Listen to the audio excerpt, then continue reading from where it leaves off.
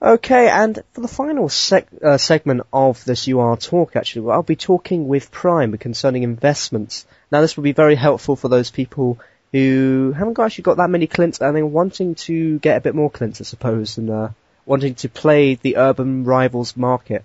So we're going to be talking in retrospect to the new releases and also to ELO bans as well and things like that. So, in terms of New Blood investment, what would be a good card to New Blood invest? And by the way, if you guys are wondering what New Blood investment is, it's whereby you buy a bulk amount of cards that are about to leave New Blood, and thus it gets harder to get those cards because mainly people get them in New Blood and then also other packs and everything like that. Here is where I start, yeah? Yeah, yeah.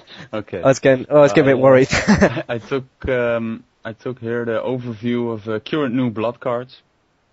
And, okay. All well-known names, I suppose. There's a lot of Vortex in there.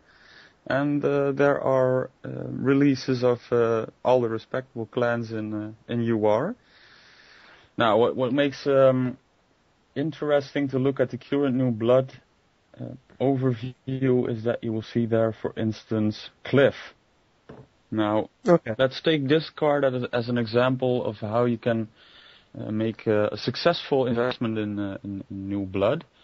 Also because, of course, Cliff is a 5-star card and is a good card to P-Full. That's one aspect that is very important if you want to consider making an investment in a card. Now, it starts with, of course, the question whether or not a card is good.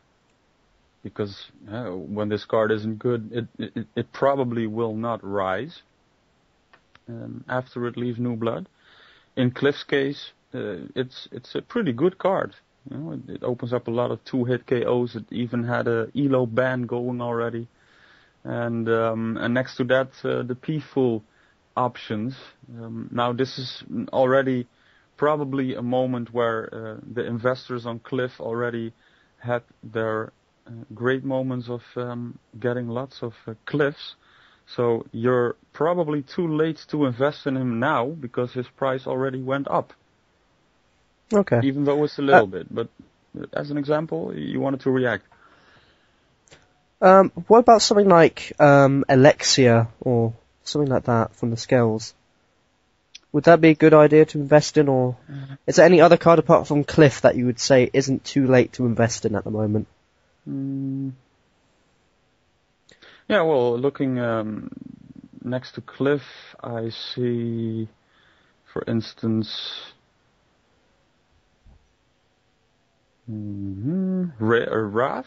That's how you call him, yeah? Oh yeah, Wrath. Okay, Wrath yeah. is a good one. Yeah, he's a really good card, I think, and worthy of investment. Not so much as a P-Full card, but still in New Blood, so you can get him pretty cheap. And the thing is, you need to have time to invest. You need to have a long breath. It's not so much that you need large quantities of credits to buy the cards yourself and then make this investment bigger. It's time. You know, you take this card, you open a Internet Explorer with only this card on focus, and you start hitting the refresh button and look at the lowest price that this card can get, and you pick him up there on this lowest point, and that is the most important thing in making a good, say, 50 pieces of Cliff or 50 pieces of Wrath, is that you take the time to really pick him up on his lowest, and then after, for instance, the day of release or the weekend after the day of release, this price will rise and you will already have a profit.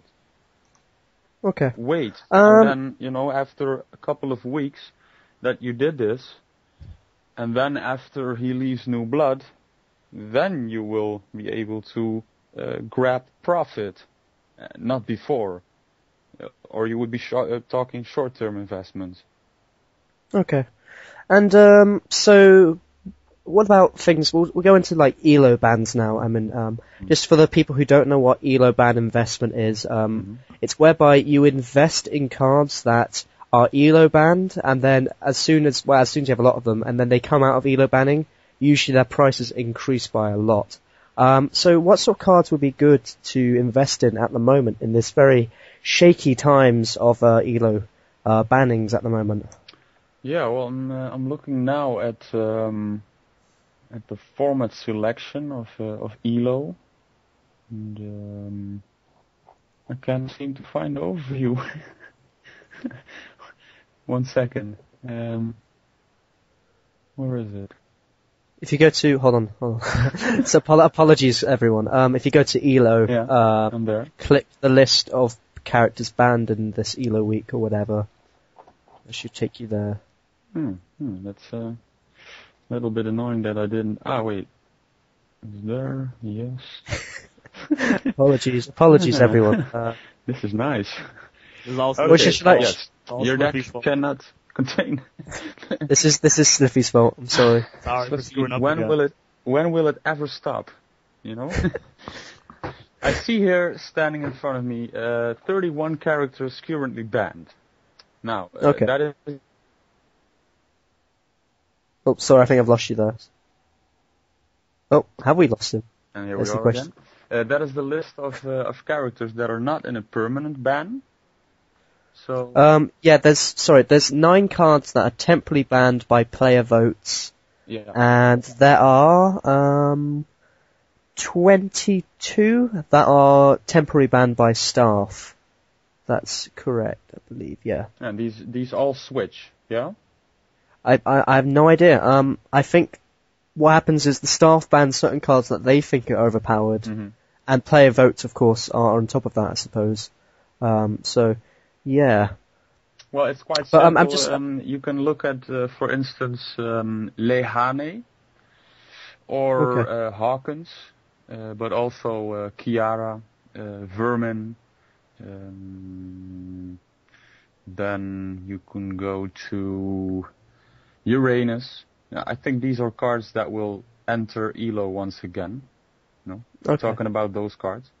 And these cards will drop in value because they are not permitted in ELO at this moment. And for these staple cards, they could, like Vermin N, drop like 2k, some 2k. Or Oshitsune is really influenced by this, maybe 1,000 on 6 to 5,000 clins. That's a lot. So if you pick up a couple of those, let's say 10 or 20, it takes a lot of money investing in ELO bands. And you sell them on the moment that they enter ELO again, and then you will be making money. Okay. Just a quick question though. What if, for example, a temporary ban card becomes permabanned? What is the best solution? Do you just sell straight away in that sense? Or do you just wait again, or something like that? Yeah, difficult question.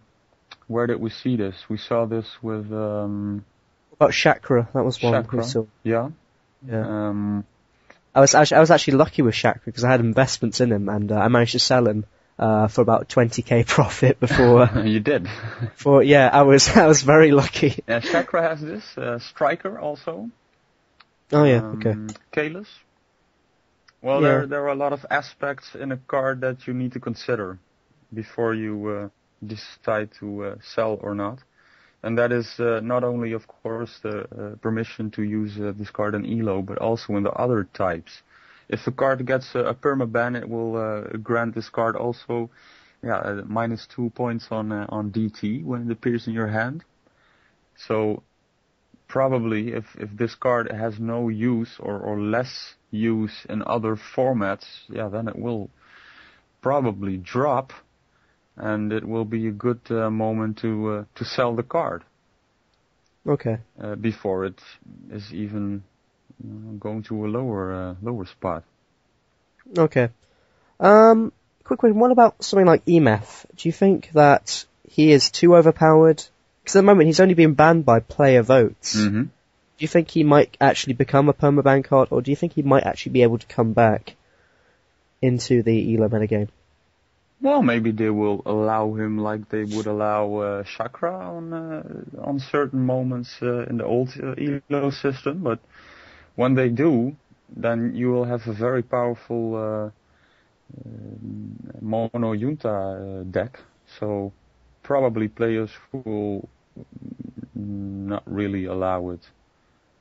I can understand why they are banning Emmet. For sure with the new blood card. And now I'm forgetting his real name. Oh yeah, Ray. Yeah. The new blood card Ray is a good solution for Junta. So no, I don't think Emmet will be back very often. Okay, so not really a good investment then in that sense. Well, not speaking in terms of his ELO appearance. He still has uses in other formats, and since Junta doesn't have any other bans, you can still use him in DT without losing too much points, so you could have a throw at it there. Okay. Well, thank you for all the investments and everything, talking about that. Unfortunately, that is it for UR Talk. Thank you to Slify. Oh, hey, I'm here too. Yeah, we kind of kicked Slify off the investment bit, cause... Thank you, Slify. Thank you, Slify, for once again helping us with the on UR Talk, as you've always have, really. And also thank you to Prime as well, for helping us with these reviews, and also helping us with investments and everything. Okay. So, unfortunately that's it, as I said, and I will see you guys, hopefully, should we keep doing 8 card reviews, maybe Slify, or, I don't know, maybe. We should ask the people. If they like it, then we'll do it. If they don't, ask the people. Well, if they don't, we should just do 2 card, 4 card releases in that sense, so, there you go. It's a good one for closing, yeah? Power to the people. Yeah. Right, well, I'll see you guys later. This is Mutzer12, Slify and Prime, signing out. See ya.